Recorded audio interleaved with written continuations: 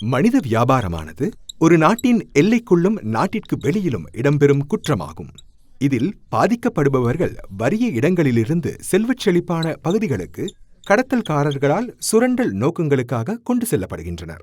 இருப்பினும் மனித வியாபாரத்தில் காணப்படும் தன்மைக்கு ஏற்ப மனித வியாபார ஆரம்ப நாடு, சேரும் நாடு மற்றும் மனித கடத்தலுக்கான இடைவழி நாடு என வரையறுக்கப்படுகின்றது. இலங்கை மனித கடத்தலுக்கான ஆரம்ப மற்றும் சேரும் நாடாக செயற்படுவதாக அறிக்கைகள் தெரிவிக்கின்றன. அத்துடன் இடைவழி நாடாக அதன் செயற்பாடுகள் குறைவாகவே உள்ளதாக அறிக்கைகள் தெரிவிக்கின்றன. இதனை வேறுபடுத்தி அறிவது முக்கியமாகும். அதற்கு காரணம் மனித வியாபாரத்தினால் பாதிக்கப்பட்டவர்களை இனம் காணல், பாதிக்கப்பட்டவர்களை பாதுகாக்கும் சேவை, கடத்தல்காரர்களின் இலக்குகளை தடுத்தல் மற்றும் பாதிக்கப்பட்டவர்கள் இலக்காகாமல் தடுக்க நடவடிக்கை எடுத்தல் என்பனவாகும். எனவேதான் நாட்டில் மனித வியாபாரம் இடம்பெறும் முறைமையை அறிவது முக்கியமாகும். 2 லட்சம் இலங்கையர்கள் ஒவ்வொரு ஆண்டும் தொழிலுக்காக வேறு நாடுகளுக்கு செல்வதாக அறிக்கைகள் தெரிவிக்கின்றன. மக்களின் இடம்பெயர்வு தேவைகளை தங்கள் நலனுக்காக கடத்தல்காரர்கள் பயன்படுத்திக் கொள்கின்றனர். வெளிநாட்டு தொழில்கள் ஊடாக இலங்கையர்கள் ஏமாற்றப்படும் கதைகளை நீங்கள் செய்திகளில் கேள்விப்பட்டிருப்பீர்கள். அவை கட்டாய உழைப்பின் வடிவங்களாகும். அவற்றில் பாலியல் சுரண்டலும் சில நேரம் உள்ளடங்கும்.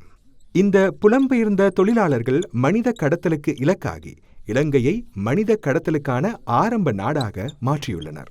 ஒரு நாட்டில் சட்டவிரோத வழிகளை பயன்படுத்தி ஆட்சேர்ப்பு செய்யும் நாடே மனித கடத்தல் குற்றத்திற்கான ஆரம்ப நாடாக கருதப்படுகிறது.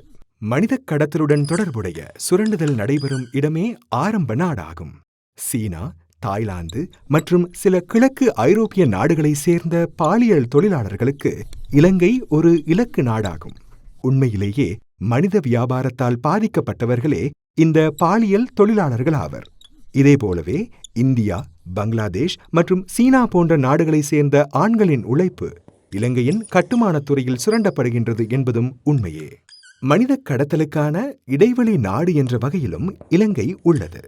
மனித வியாபாரத்திற்கு இலக்காகும் ஒருவரை நாடு ஒன்றின் ஊடாக கொண்டு செல்கையில் அதற்கு பயன்படுத்தப்படும் நாடே இடைவெளி நாடாகும். இறுதி இலக்கு நாட்டை சென்றடையும் வரை குறுகிய காலத்திற்கு இந்த இடைவெளி நாட்டை பயன்படுத்துகின்றனர். மனித வியாபாரத்தின் முழுமையான செயற்பாடு இலக்கு நாட்டை சென்றடைந்தவுடன் முடிவு பெறுகின்றது.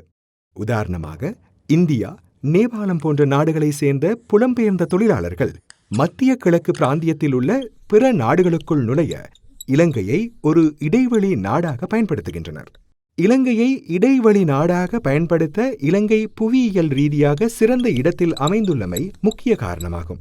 நமது அண்டைய நாடான இந்தியா மற்றும் நேபாளம் போன்ற நாடுகள் தமது எல்லைகள் ஊடாக ஊடுருவலை தடுக்க கடுமையான கொள்கைகளை நடைமுறைப்படுத்தியுள்ளன. பாலியல் மற்றும் தொழிலாளர் சக்தியை சுரண்டுவதை தடுக்க இந்தியா கடும் நடவடிக்கை எடுத்துள்ளது. ஆகையால் அதில் அகப்படுவதை தவிர்ப்பதற்கு மனித வியாபாரம் செய்வோர் இலங்கை ஊடாகவே பாதிக்கப்பட்டவர்களை இலக்கு நாட்டை நோக்கி கொண்டு செல்கின்றனர். நேபாளமும் பெண் தொழிலாளர்கள் தொடர்பாக அதிக கடுமையான சட்டத்திட்டங்களை வகுத்துள்ளதால் இலங்கையை அவர்கள் இடைவெளி நாடாக பயன்படுத்துவது அதிகரித்துள்ளது. இந்த குற்றத்தில் பாதிக்கப்பட்டவரை துல்லியமாக அடையாளம் காணும் பொறுப்பு இன்னொருவரிடம் உள்ளது. அவ்வாறு இருந்தாலும் மனித வியாபாரத்தில் பாதிக்கப்பட்டவர்களை இனம் காண மனித வியாபாரம் இடம்பெறும் சந்தர்ப்பங்கள் தொடர்பாக அறிக்கையிடுவது சமூகத்தின் மற்றும் அரசாங்கத்தின் பொறுப்பாகும். நீங்கள் இது தொடர்பாக அறிந்து வைத்திருப்பது பாதிக்கப்பட்டவர்களை காப்பாற்ற உதவும். இதற்கு ஒத்துழைப்பு வழங்குவதற்கு ஆசிய மன்றம் மனித வியாபாரத்தை தடுக்கும் தேசிய படையணியுடன் இணைந்துள்ளது. அதற்கமைய நபரொருவர் உண்மையாகவே மனித வியாபாரத்திற்கு இலக்காகியுள்ளாரா என்பதை அறிந்து கொள்வதற்கு உதவும் பட்டியலொன்றை அறிமுகப்படுத்த நடவடிக்கை எடுத்துள்ளது. மனித வியாபாரம் தொடர்பாக மேலதிக விவரங்களை அறிந்து கொள்ளவும், இந்த குற்றத்திற்கு எதிராக நிற்பதற்கு பங்களிப்பு செய்வது எவ்வாறு என அறியவும் இந்த வீடியோ இறுதியிலுள்ள லிங்கிற்குள் பிரவேசியுங்கள்.